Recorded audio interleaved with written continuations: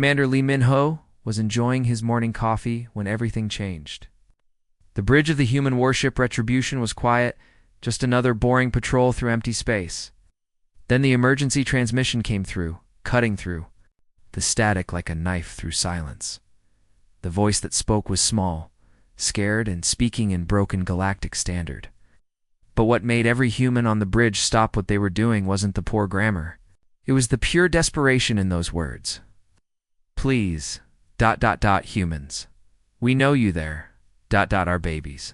They steal our babies, ... Minho's coffee cup froze halfway to his lips.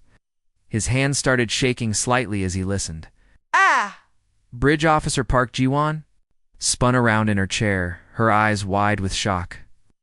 The normally busy bridge fell completely silent, except for the crackling voice from deep space. Sir Guan whispered, checking her instruments twice to make sure she wasn't making a mistake. This transmission is coming from the Villani system. That's impossible. The Villani system is supposed to be protected by the Galactic Council. Nobody's allowed to attack them. Minho slowly put down his coffee cup and stared at the communication console. Every human in the galaxy knew about the Villani. They were famous for being the most peaceful species anyone had ever discovered. These aliens were so gentle, so completely non-violent that they couldn't even think aggressive thoughts without getting physically sick. Some Villani had actually died just from watching violent movies by accident.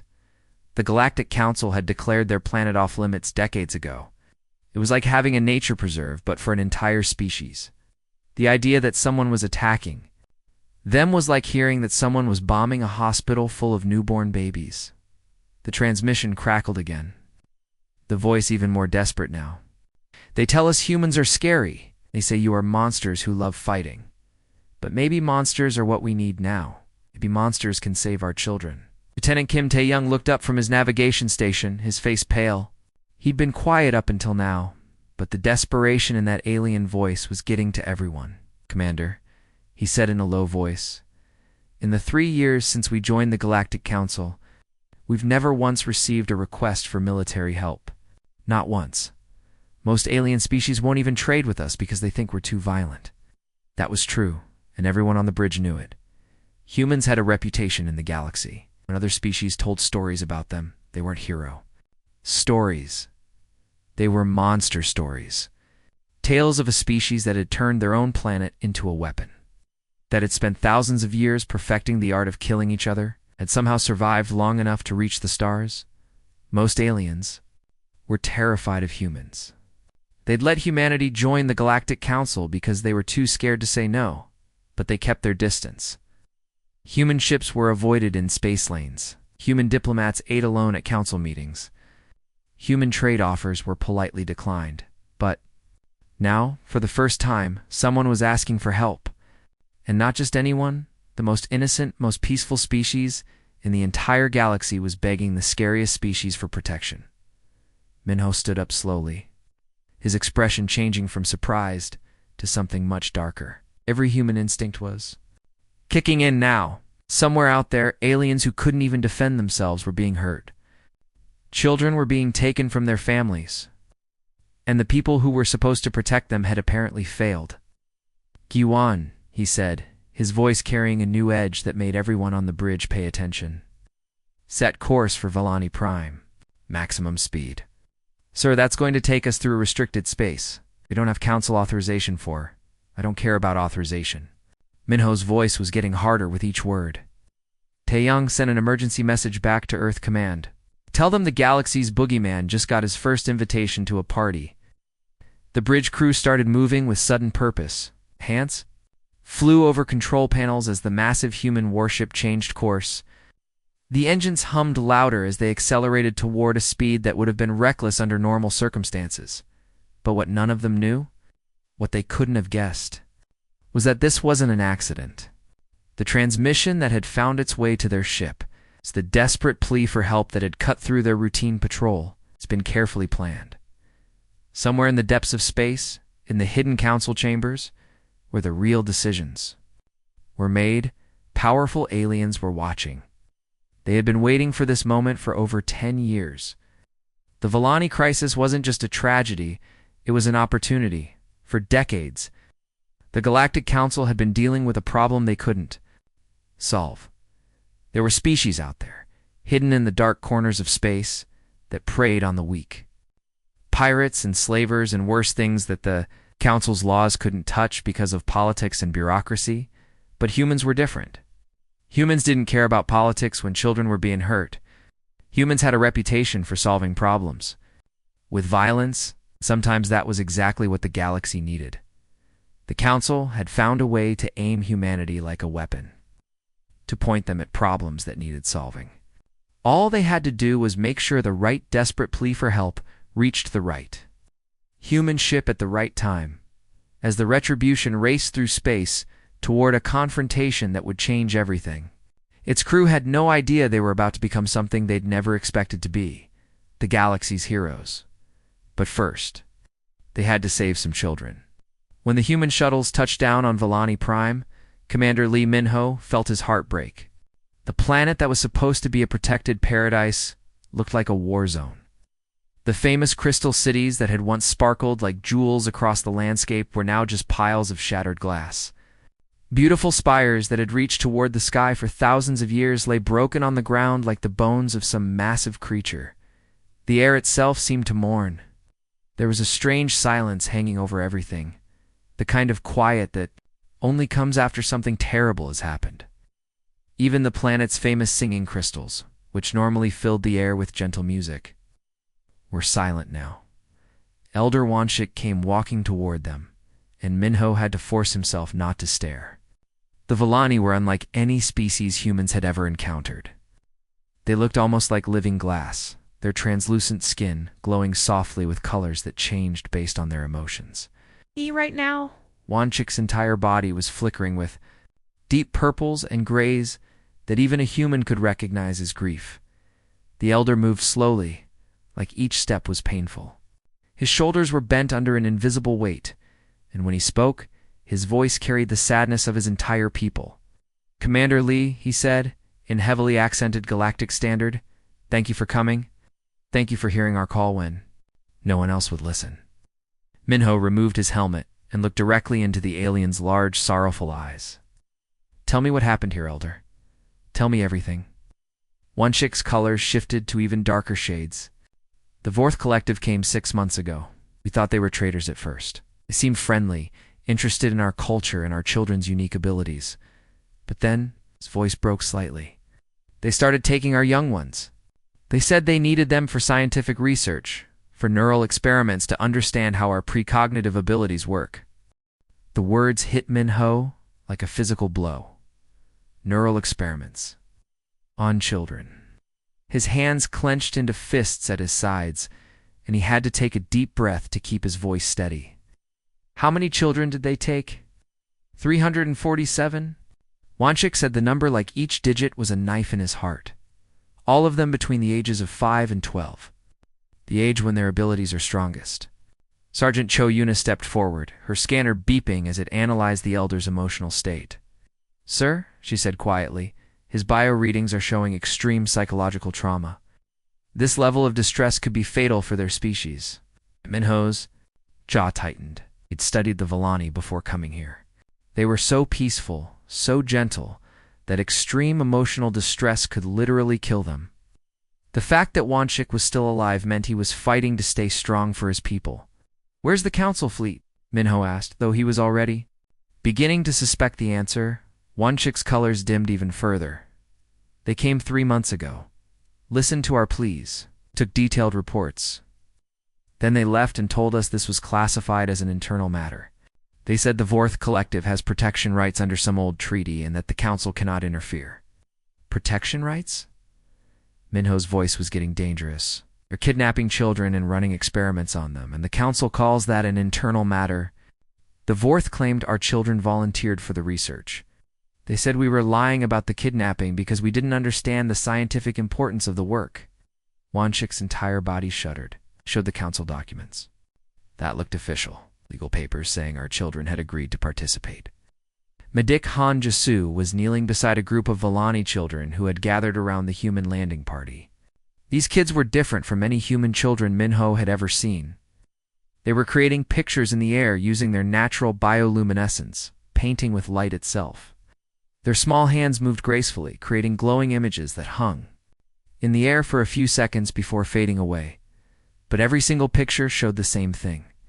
Human soldiers in space armor, fighting against dark, twisted shapes among the stars. Ships exploding, battles being won. And always human figures standing victorious over fallen enemies. Elder Jisoo called out, her voice filled with wonder and concern.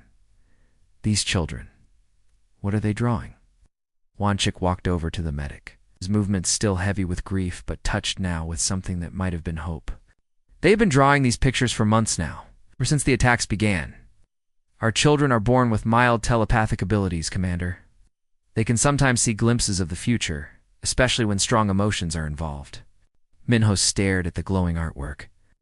One image showed a human ship ramming into a dark vessel. Another showed human soldiers carrying small, glowing figures to safety. Every picture was a vision of humans fighting and winning. They've been dreaming. Of you? Wanchik explained quietly. Every night since their siblings were taken, they dream of humans coming to save them. They see you fighting the Vorth. They see you winning. Sergeant Yuna looked up from her scanner, her expression grim. Sir, I'm analyzing the temporal signatures of these visions. These aren't just dreams or wishful thinking. These are actual precognitive flashes. And according to my readings, some of these visions started showing up in their dreams weeks before the first Vorth ship ever arrived in this system. Minho felt a chill run down his spine. What are you saying? I'm saying these children were seeing human intervention before they were even attacked. They were dreaming of you coming to save them before they even knew they needed saving. Implications hit everyone at the same time. Wanchik's colors shifted to a pale, frightened blue. Commander, he said slowly, if our children were seeing human ships coming to help us before the attacks even began, then someone knew this was going to happen. Someone planned for you to be here. Minho looked around at the broken city, at the traumatized children still painting pictures of human victories, at the elder whose people were dying from grief. A cold rage was building in his chest, but it was mixed with something else now. Suspicion. Elder, he said carefully. How? Did you know how to contact us? How did you know which frequency to use to reach human ships? Wanchik's colors went completely white with fear. A council representative came to us after the first Vorth attack. He said if things got worse, we should try to contact you directly. He gave us the communication codes and told us that humans had a reputation for helping those who couldn't help themselves. What was this representative's name? He said his name was Diplomatic Advisor Kethfer. Said he was from the Council's Internal Affairs Division. Minho exchanged glances with his team. None of them had ever heard of any Internal Affairs Division. But someone wanted humans here. Someone had given the Villani the tools to call for help. Knowing exactly how humans would respond to a plea from helpless children, the question was whether this was a trap, or whether someone in the Council was playing a much deeper game than anyone realized. Either way, Minho decided it didn't matter. Children were being tortured, and someone was going to pay for it. The Vorth prison ship hung in space like something from humanity's worst nightmares. Commander Lee Minho stared at it through the main view screen and felt his blood turn to ice. The vessel wasn't built like normal spaceships. Instead of clean metal and geometric shapes, it looked alive. Dark flesh-like material pulsed and writhed across its surface, while bony protrusions jutted out at odd angles. Veins of sickly green light ran along its hull, beating like a massive heart. This wasn't just a ship, it was a torture chamber that could fly through space. Sir, Communications Officer Bae Suzy said, her voice barely above a whisper. We're picking up audio transmissions from inside the vessel. Villani children, they're still alive. She hesitated for a moment, her hand hovering over the audio controls. Should I put it on speakers? Minho nodded grimly. Do it. Everyone needs to hear this. The sounds that filled the bridge weren't what anyone expected. There were no screams, no cries for help in any language they recognized. Instead, there was something much more heartbreaking. The Villani children were singing. It was a soft, musical sound that seemed to come from their very souls. But it wasn't a happy song. It was the sound of pure sadness, of small voices trying to comfort each other in the darkness. The melody was beautiful and terrible at the same time, like hearing angels weep. The entire bridge crew went completely silent. Hardened soldiers who had seen combat across the galaxy stood frozen, listening to children sing themselves through their fear. Some of the crew members had to wipe tears from their eyes. Lieutenant Kong Min-jae was the first to break the silence. His voice was rough with emotion as he gave his tactical report. "Commander, we're looking at 12 Vorth combat vessels arranged in a defensive formation around the prison ship. Each vessel is approximately twice the size of our ship, and they're all using some kind of bioshield technology." He paused to check his readings again. "Sir, our weapon scans show their shields are completely impenetrable to conventional attacks. Energy weapons, kinetic projectiles, even our plasma cannons wouldn't make a dent. And the hull of that prison ship appears to be partially organic. It's like they've grown their ships instead of building them." Minho studied the tactical display showing the enemy formation. 12 ships against 1. Each enemy vessel bigger and better armed than his own. Shields that could stop anything in the human arsenal. By every rule of military engagement, this was an impossible fight. Standard military doctrine says we should call for reinforcements and wait for a proper fleet engagement, Kong continued. With our current firepower, we don't stand a chance against those shields. Minho's smile was cold and sharp, like a blade in the darkness. Good thing humans gave up on standard military doctrine around the time we figured out how to make pointy sticks and decided to charge at things bigger than us. The ship's artificial intelligence, Nova, spoke up in her eerily calm voice. Nova had been humanity's first true AI, designed specifically for military operations. Her processors could analyze combat situations faster than any human brain, and she had access to every military strategy in human history. Commander Nova said, "I've completed my analysis of the Vorth technology. Their bioshields are specifically designed to repel directed energy attacks and kinetic projectiles. However, they appear to have no defensive capabilities against something far more primitive." "Such as ramming speed, sir?"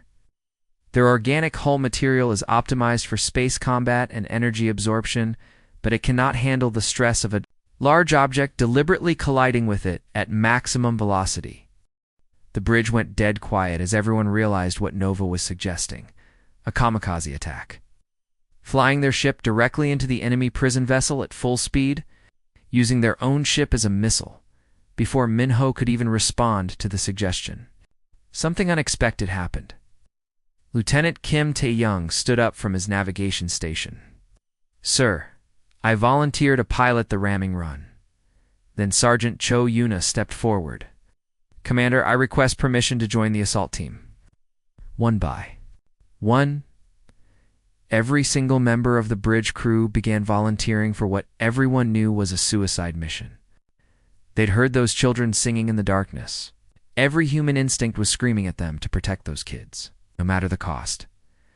Minho felt a warmth spread through his chest that had nothing to do with the coffee he'd been drinking.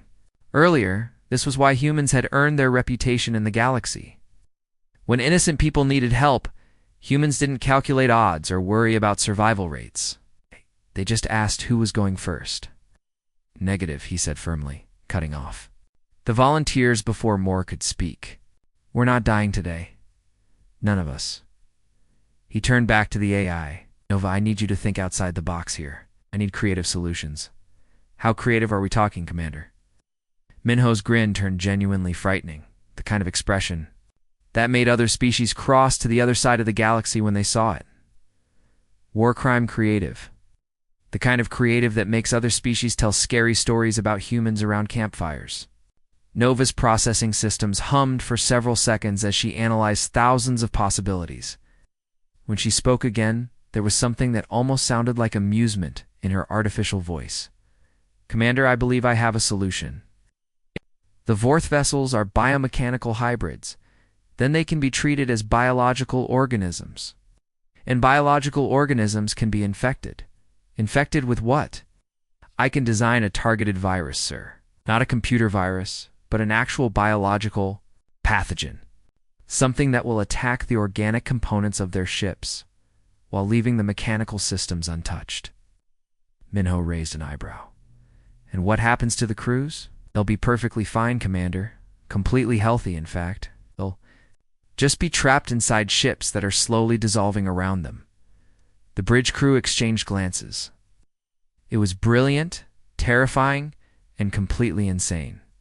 In other words, it was exactly the kind of plan that only humans would come up with. How long do you need to design this virus? Minho asked. Give me 20 minutes, sir. I'll need to analyze the biosignatures from their hull material and create something specifically tailored to their organic technology. Minho looked back at the prison ship, where innocent children were singing sad songs in the darkness.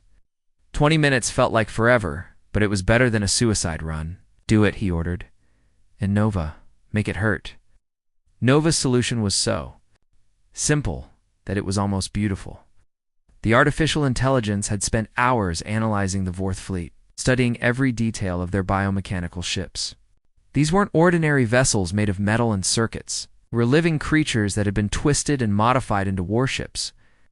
If their ships are part organic, part machine, Nova explained as the human fleet moved closer to their targets, then we can treat them like any other biological organism that's become infected with something harmful. The AI's holographic form flickered with what seemed like excitement as it continued its explanation.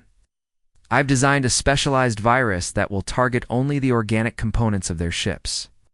It will treat those living parts like hostile organisms that need to be eliminated. Captain Minho studied the tactical display showing the Vorth fleet ahead of them. The alien ships looked like massive sea creatures that had been covered in armor plating and weapons. They pulsed and moved in ways that made his skin crawl. What makes this approach so elegant, Nova continued, is that their biointegration technology means the ships will literally start consuming themselves as they try to fight off the infection. The organic parts will begin breaking down the mechanical components, thinking they're foreign invaders. And what happens to the crews inside? Minho asked, though he already suspected he knew the answer. The crews will be perfectly healthy, Nova replied with something that sounded almost like satisfaction. The virus only targets the ship's organic components, not the aliens themselves. They'll just find themselves trapped inside ships that are slowly dissolving around them. At exactly 1347 ship time, the UES Retribution moved into attack position. The ship's weapon systems locked onto the Vorth fleet, which was arranged in a defensive formation around the massive prison vessel, called Pain Harvest. Fire, Minho ordered quietly. What the Vorth saw looked like a standard torpedo attack. Dozens of warheads streaked through space toward their fleet, appearing to be nothing more than conventional explosives. The alien ships didn't even bother to dodge. Each torpedo contained millions of Nova's specially designed bioweapon, instead of traditional explosives. The Vorth fleet absorbed the attack with what could only be described as contemptuous ease. Their bioarmor simply opened up and swallowed the warheads whole, the way a whale might swallow krill. The Vorth commander's laughter echoed across the communication channels. These pathetic humans had thrown their best weapons at his fleet, and his ships had simply eaten them. It was almost insulting how weak the human attack had been. The aliens' confidence lasted exactly 17 minutes. The first sign of trouble came from a destroyer on the fleet's outer edge.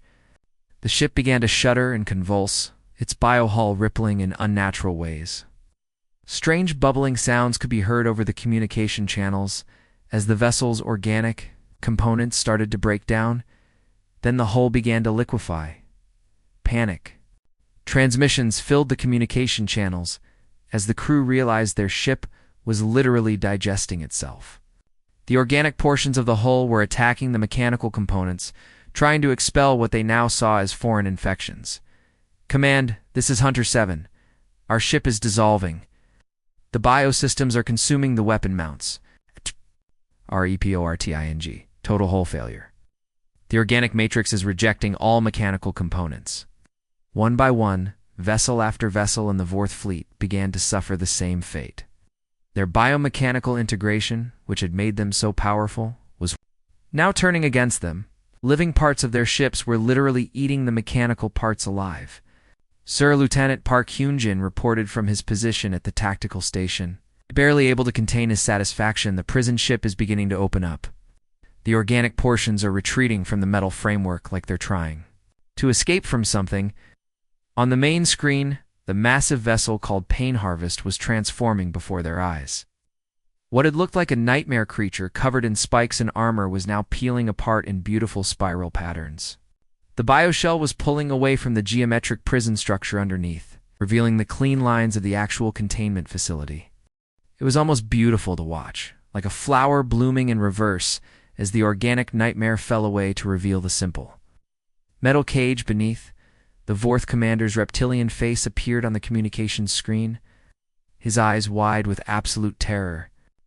His ship was falling apart around him, and he could hear the same thing happening to his entire fleet.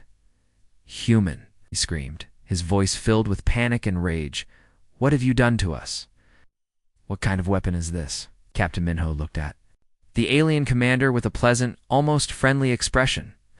"I cured your ships. They had a bad case of being used to hurt innocent children. My AI developed a treatment that fixed that problem permanently. This is biological warfare." The Vorth commander shrieked, his voice breaking with fear. "The Galactic Council will hear about this. They'll condemn your entire species for violating the Biological Weapons Treaty." "Actually," Minho interrupted calmly, "the Galactic Council specifically authorized this mission. They gave us permission to use any means necessary to rescue those children." The captain's smile grew wider as he delivered the next piece of information. "Did you really think that a barely qualified species like humanity would just accidentally stumble across your secret hunting preserve? Did you think we found you by luck?" Horror began to dawn in the alien commander's reptilian eyes as the implications sank in. This entire situation, it was all planned? Captain Minho's smile could have powered a small reactor. "You made one critical mistake when you decided to set up your operation in this sector. You hurt someone who had specifically asked humans for help. And we take that kind of request very seriously." Around them, the Vorth fleet continued to dissolve as their own ships consumed themselves from the inside out. 3 hours after the battle ended, the medical bay of the UES Retribution had been transformed into something that looked almost magical. Rescued Villani children filled every corner of the room. Their natural bioluminescence creating gentle waves of rainbow light that pulsed and flowed like living aurora. Dr. Song Hannah moved carefully between the young aliens, running her medical scanners and checking their vital signs. Her report to the bridge was both relieving and heartbreaking at the same time. "Physically, they're completely unharmed," she explained over the communication system. "The Vorth may be monsters, but they were careful not to damage their merchandise. However, the psychological trauma is severe. These children have been living in terror for months." She paused, watching as one of the smaller Villani children reached out to touch her hand with tiny glowing fingers. "The good news is that their telepathic nature means they're already beginning to heal just by being around humans who genuinely care about their well-being. They can sense our emotions, and they know we're here to help them." Commander Lee Minho stood alone on the observation deck, looking out at the debris clouds that had once been the mighty Vorth fleet. What had been feared warships just hours ago were now nothing more than scattered metal and organic matter floating in space. The Vorth crews had been rescued from their dissolving ships and were now sitting in holding cells, waiting trial for their crimes against Galactic Council law. Commander Nova's voice filled the quiet observation deck, carrying what definitely sounded like amusement. "I've been analyzing the political implications of what just happened here. The Council's manipulation of this entire situation was rather elegant, actually." Minho turned away from the viewport, curious about what his AI had discovered. "How do you mean?" "It couldn't directly authorize military action against the Vorth without going through months of political negotiations and legal procedures," Nova explained. "But they could ensure that the Velanese call for help reached the one species in the galaxy that would respond immediately. Regardless of politics or bureaucracy." The implications began to sink in as Minho thought about it. "So they used our reputation against us. They knew we'd act first and worry about the politics later." "Precisely," Nova confirmed. "Now there's a precedent established. Anytime someone commits atrocities against innocent people, The victims can formally request human assistance. We've essentially become the galaxy's immune system, activated only when something seriously threatens the health of galactic civilization. Before Minho could respond, Elder Wanchek entered the observation deck. The Villani leader's bioluminescent patterns were now showing deep gratitude, mixed with something that looked like E. His colors shifted and flowed in ways that conveyed emotions no human language could adequately describe. "Commander," the Elder said, holding up a portable tablet, "our children have been drawing new pictures. You need to see what they're showing us now." The tablet's screen displayed fresh bioluminescent artwork created by the rescued children. But this time, the images were completely different from the dark, frightening pictures they had been making while imprisoned. These new drawings showed humans and aliens working together, building what looked like a massive space station surrounded by ships from dozens of different species. "They're seeing it clearly now," Elder Wanchek explained, his voice filled with wonder. "A place where all species can come when they need help, where the strong protect the weak, not because they're forced to by law or obligation, but because they choose to do what's right." Minho studied the children's artwork more carefully. The space station they had drawn was enormous, with docking bays designed for ships of every possible configuration. In the images, beings from across the galaxy were arriving with their problems and leaving with solutions. "They're showing us a future where no one has to suffer alone," the Elder continued. "A place where calling out for help means that heroes will actually come." Minho looked out at the stars again, feeling the full weight of humanity's new role in galactic society. They weren't just council members anymore, following rules and regulations. They had become something much more important and much more dangerous. Guardians who operated outside the normal political system. "Nova," he said quietly, "are you ready to become the galaxy's official emergency response service?" The AI's response carried definite amusement, along with something that sounded almost like pride. "Commander, after analyzing human history, I can tell you that your species has been doing this exact job for your entire existence. You've been protecting the weak and fighting bullies since you lived in caves. You just finally found a client base that actually appreciates what you do." As the Retribution set course for Earth, Minho found himself smiling despite everything they had been through. The Galactic Council had thought they were civilizing humanity by giving them rules and treaties to follow. Instead, they had accidentally created something far more dangerous than any conventional military force: humans with official permission to care about people. The Vorth had learned the hard way that nothing in the galaxy was more terrifying than a Deathworlder species protecting their friends. Now the rest of the galaxy was about to discover that sometimes the best way to control monsters wasn't to chain them up, but to give them someone worth protecting. Down in the medical bay, the Villani children continued painting their visions of the future with living light.